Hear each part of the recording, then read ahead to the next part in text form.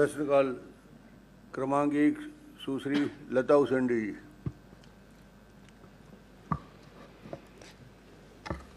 माननीय अध्यक्ष महोदय, मैं माननीय मंत्री जी से जानना चाहती हूँ कि अभी महेंद्र कर्मा विश्वविद्यालय में कुछ पदों की भर्ती के लिए विज्ञापन जारी हुआ था। क्या उसमें किसी तरह की शिकायत प्राप्त हुई है और उसका निराकरण होगा? माननीय अध्यक्ष महोदय, शहीद महेंद्र कर्मा विश्वविद्यालय में अभी शैक्षणिक पदों के लिए भर्ती की प्रक्रिया प्रारंभ की गई है और अभी जो भर्ती प्रक्रिया है उसमें किसी तरह की अभी कोई शिकायत अभी प्राप्त नहीं हुई है। माननीय अध्यक्ष महोदय, माननीय मंत्री जी ने शिकायत प्राप्त नहीं, पर यहाँ पे एक उत्तर में निराकृत भी कहा गया है और उसमें महामहिम जी का भी नाम शायद है। तो मुझे लगता है कि इस सदन में इस तरह की चर्चा भी, नाम भी नहीं आना चाहिए शायद से। लेकिन मैं माननीय मंत्री जी से एक पूछना चाहूँगी, क्या हमारे यहाँ यूनिवर्सिटी में डीएड बीएड की क्लासेस चलती हैं क्या? माननीय अध्यक्ष महोदय, प्रदेश में बीएड और डीएड की जो क्लासेस हैं वो अभी स्कूल शिक्षा विभाग द्वारा संचालित है। हमारे उच्च शिक्षा विभाग के द्वारा अभी प्रदेश के किसी भी महाविद्यालयों में बीएड की क्लासेस प्रारंभ नहीं की गई है। अभी जो नई राष्ट्रीय शिक्षा नीति 2020 जो लागू हुई है उसके अनुसार 4 वर्षीय बीएड का पाठ्यक्रम होगा, जो अभी छत्तीसगढ़ में अभी किसी महाविद्यालय में शुरू नहीं हुआ है। माननीय अध्यक्ष महोदय, जो नई शिक्षा नीति 2020 है ये किन किन महाविद्यालयों में छत्तीसगढ़ में लागू है और आईटीपी के कोर्स प्रदेश में कहाँ कहाँ पे संचालित हैं?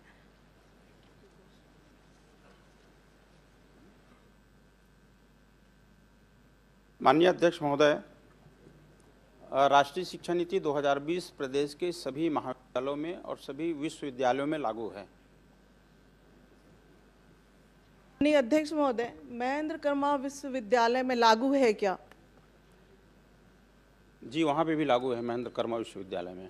माननीय अध्यक्ष महोदय, जानकारी में जो उपलब्धता है माननीय अध्यक्ष महोदय, 2020 एनईपी के तहत महेंद्र कर्मा विश्वविद्यालय में डीएड बीएड के क्लास का कोर्स संचालित नहीं है, और नहीं है तो इतने लंबे समय के बाद क्यों नहीं है? क्योंकि आपकी जो जानकारी में यहाँ पे दिया गया है माननीय अध्यक्ष महोदय कि महाविद्यालय संचालन नहीं करता है, जब आप बता रहे हैं कि महाविद्यालय संचालित नहीं करता है तो मुझे लगता है कि कोर्स भी संचालित नहीं है। दूसरा बात यह है कि अब जब आप कोमेरू विश्वविद्यालय की उपाधि आप हमारे महेंद्र कर्मा विश्वविद्यालय को मिला तो आईआईएम और आईआईटी के साथ एमओयू की बात भी की गई थी, और अगर क्या किया गया है या नहीं किया गया है?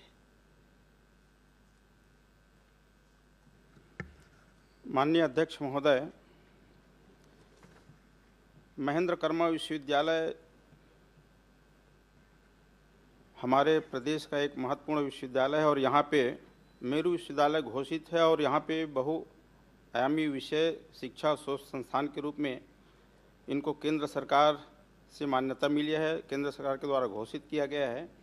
अभी वर्तमान में यहाँ की आवश्यकता को देखते हुए जिनका यहाँ पे माननीय विधायक ने प्रश्न भी लगाया है, यहाँ पे एक सांख्यिकी एक नया विभाग खोल रहे हैं और आईआईटी और आईआईएम जो है इनके साथ हमारे यूनिवर्सिटी का एमओयू हुआ है। माननीय अध्यक्ष महोदय,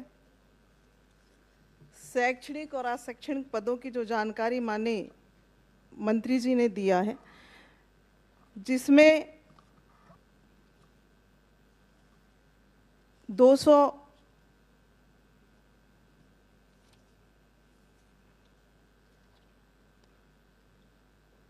265 पद स्वीकृत हैं और मात्र 29 पद भरे हुए हैं।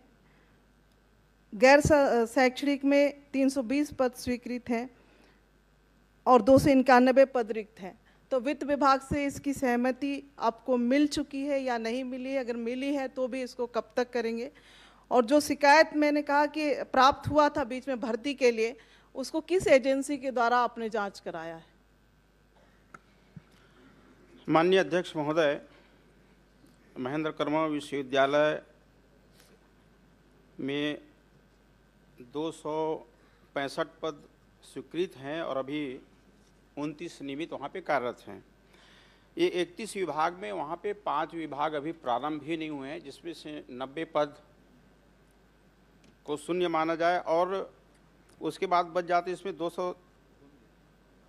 146 पद। तो 146 पद में अभी 113 पद की भर्ती की प्रक्रिया प्रारंभ है।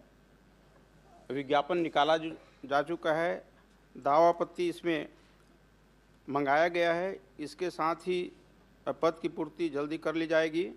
और जो एक माननीय विधायक ने भर्ती प्रक्रिया में शिकायत की बात कही, वो अभी की नहीं है, पिछले समय की है और उनकी जांच हुई है। जांच के पश्चात रिपोर्ट जो है महामहिम राज्यपाल को भेजा गया था और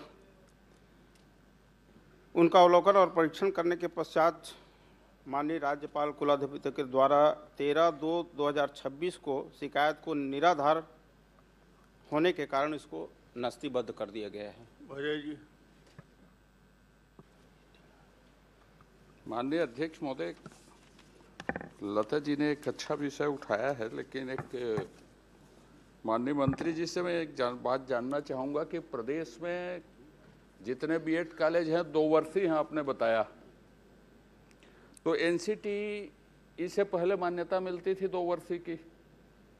तो जितने बीएड कॉलेज हैं उसको आज की तारीख में आईटीईपी में बहुउद्देशीय जो शिक्षण संस्थान है उसमें परिवर्तित करने के लिए आप क्या कदम उठा रहे हैं कि आप 2 वर्षीय बीएड ही चलाएंगे? एक दूसरा, कोंडागांव के लिए जो आवेदन आपको प्राप्त हुए हैं वो 2 वर्षीय खोलने जा रहे हैं कि 4 वर्षीय खोलने जा रहे हैं? और 4 वर्षीय खोलने जा रहे हैं तो उसकी प्रक्रिया क्या है, क्या प्रक्रिया आपने की है? एक दूसरी एक जानकारी भर दे देता हूँ माननीय अध्यक्ष महोदय। एक बड़ा छत्तीसगढ़ के सामने विकट स्थिति है कि नया बीएड जो एनईपी में 4 साल का खोलना है, डबल B+ कॉलेज को ही दिया जाएगा और छत्तीसगढ़ में एक भी कॉलेज B+ से ऊपर नहीं है। तो उसके लिए भी आप क्या कदम उठाए जा रहे हैं कि छत्तीसगढ़ में 4 वर्षीय बीएड खुल सकें? माननीय अध्यक्ष महोदय, अभी प्रदेश में बीएड और डीएड जो है हमारे स्कूल शिक्षा विभाग के द्वारा संचालित है और ये 2 वर्षीय पाठ्यक्रम है। हमारा जो एनईपी के तहत जो आएगा वो 4 वर्षीय पाठ्यक्रम है। अभी इनका 2 साल का कोर्स होता है। हमारा योजना ये है कि हम 2026 में अभी बीएड की क्लासेस शुरू करेंगे, वो 2030 में पहला बैच तैयार होगा। तब तक की इनकी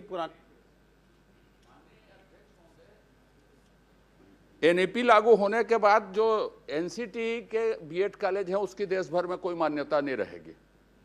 पहला प्रश्न मैंने आपसे पूछा था कि 2 वर्षीय जो बीएड है उसको 4 वर्ष में परिवर्तित करने के लिए आप क्या कदम उठाए जा रहे हैं जिससे उसको आगे मान्यता मिल सके? एक दूसरा, BB+ छत्तीसगढ़ में एक भी महाविद्यालय नहीं है, तो 4 वर्षीय खोलने के लिए जो प्रस्तावित है और जो प्रशासकीय स्वीकृति हो चुके हैं, BB+ एक भी महाविद्यालय छत्तीसगढ़ में नहीं है, तो उसके लिए आप क्या कदम उठाने जा रहे हैं? क्योंकि छत्तीसगढ़ में B+ तक है अधिकतम, वो स्वीकृत हो जाए, समय कम है, आप जल्दी बताएं उसको।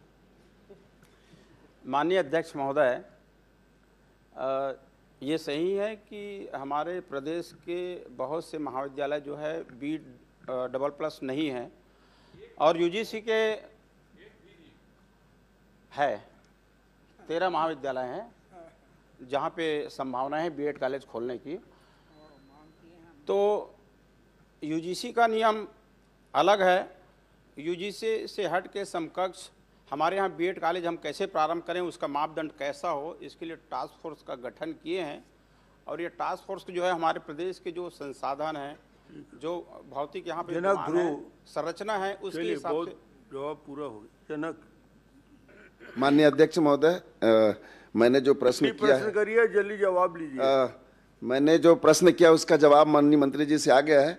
मैं एक प्रश्न और पूछना चाहूँगा कि छत्तीसगढ़ राजपत्र में पंचायत बंद के अंतर्गत बिंदु क्रमांक 35(1) के तहत आने वाला जो समय में 2027-28 में जो बंदोबस्त होगा, उसमें पटवारी और बेटघाट गांव की सीमा के जो भीतर राजस्व और वन अभिलेख है उसका B1 खसरा उपलब्ध कराएंगे क्या?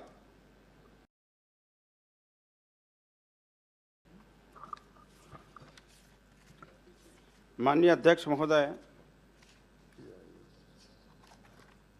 छत्तीसगढ़ में हमारे 20,551 राजस्व ग्राम हैं और यहाँ पे 19,805 ग्राम में सर्वेक्षण का काम पूरा हो गया है। माननीय अध्यक्ष मैं महोदय, जा रहा हूँ, वही बताऊंगा मैं आपको। समय खत्म हो माननीय जाएगा। अध्यक्ष महोदय, जहाँ पे बंदोबस्त की बात कर रहे हैं, सर्वे की बात कर रहे हैं,